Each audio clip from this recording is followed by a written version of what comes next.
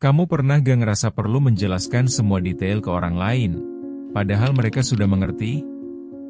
Di saat itulah kita seringkali terbawa emosi, bahkan bisa jadi capek sendiri. Momen-momen seperti itu bikin kita bertanya-tanya, kenapa sih kita merasa perlu menjelaskan semuanya sampai berlebihan? Di sini, kita akan gali lebih dalam tentang perilaku ini.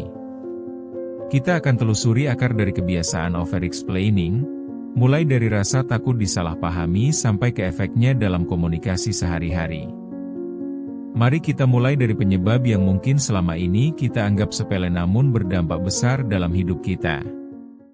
Chapter 1. Penyebab kamu sering over-explaining. Menjelaskan segala hal secara detail kadang bikin kita merasa lebih aman. Kita khawatir orang lain gak ngerti dan berasumsi yang salah. Coba bayangkan, di kantor, saat bos tanya progres kerjaan. Kita mungkin sudah capek menjelaskan dengan panjang kali lebar.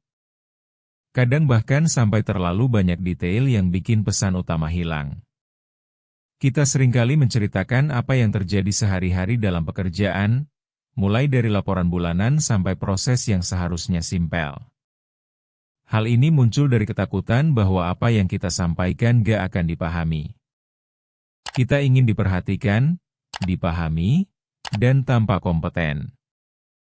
Namun, justru hal ini mengakibatkan komunikasi menjadi rumit.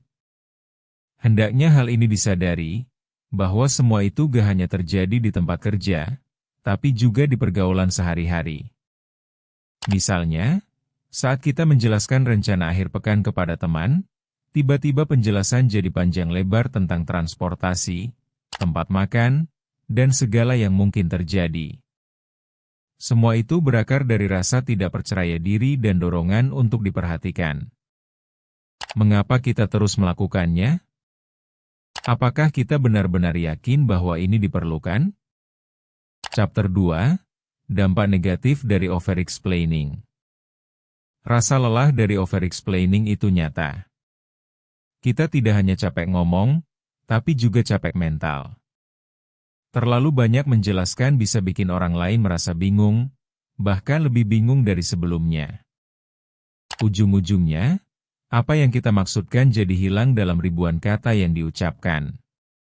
Komunikasi jadi tidak efektif, dan seringkali, kita sendiri merasa frustasi. Ini bisa mengakibatkan hubungan yang buruk bukan hanya dengan orang yang kita ajak bicara, tapi juga dengan diri kita sendiri. Kita bisa merasa lebih insecure, karena merasa harus selalu memberi penjelasan lebih untuk memperjelas posisi kita. Misalnya, seorang mahasiswa saat presentasi di kelas padahal semua orang sudah ngerti apa yang dia maksud. Dia tidak hanya menghabiskan waktu, tapi juga meninggalkan kesan bahwa dia tidak percaya dengan dirinya sendiri. Ironis, kan? Semakin berusaha menjelaskan, semakin terperangkap dalam ketidakpastian. Bukan hanya itu, kita juga memperburuk persepsi orang terhadap kemampuan kita. Rasa ingin diakui justru bisa menjauhkan kita dari pengakuan yang kita cari. Chapter 3. Psikologi di balik kebiasaan menjelaskan berlebihan. Menurut teori psikologi, kebutuhan untuk over-explaining bisa jadi mekanisme coping untuk mengatasi rasa takut dan ketidakpastian. Alfred Adler, seorang psikolog terkenal, berpendapat bahwa perasaan inferioritas bisa mengganggu cara kita berkomunikasi.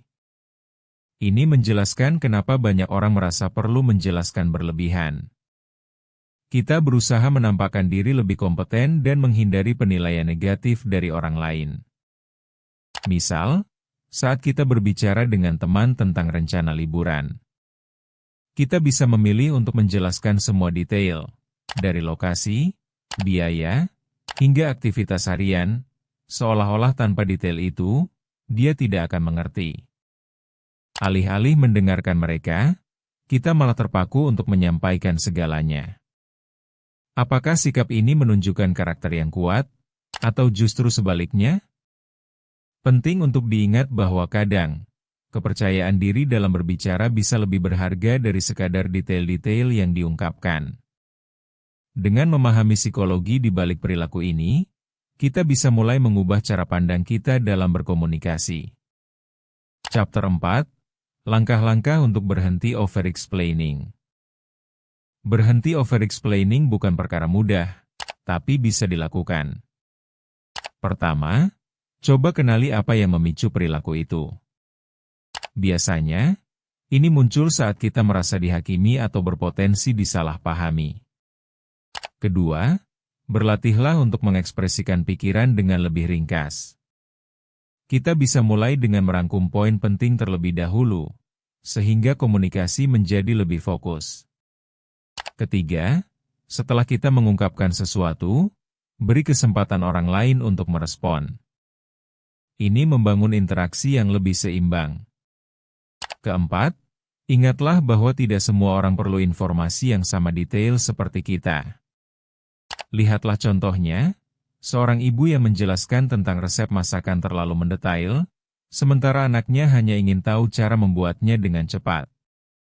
Akhirnya, percayalah pada diri sendiri, komunikasi yang efektif seringkali lebih tentang kualitas, bukan kuantitas kata.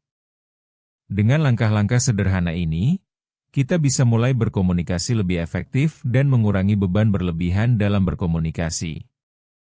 Chapter 5, Menerima ketidakpahaman sebagai bagian dari hidup. Kadang kita perlu mengingat bahwa gak semua orang akan selalu paham dengan apa yang kita katakan.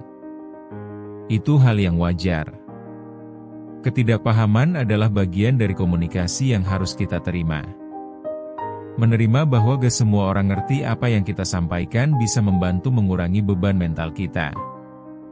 Apalagi di dunia yang serba cepat ini, ungkapan sederhana bisa jadi lebih berharga.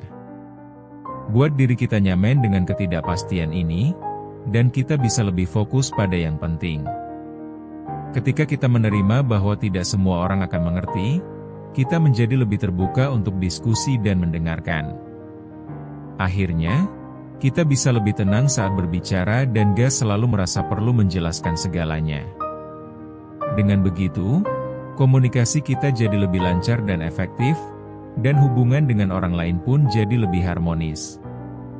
Seperti saat kita berbicara dengan sahabat tentang kehidupan sehari-hari, kadang, tak perlu penjelasan detail.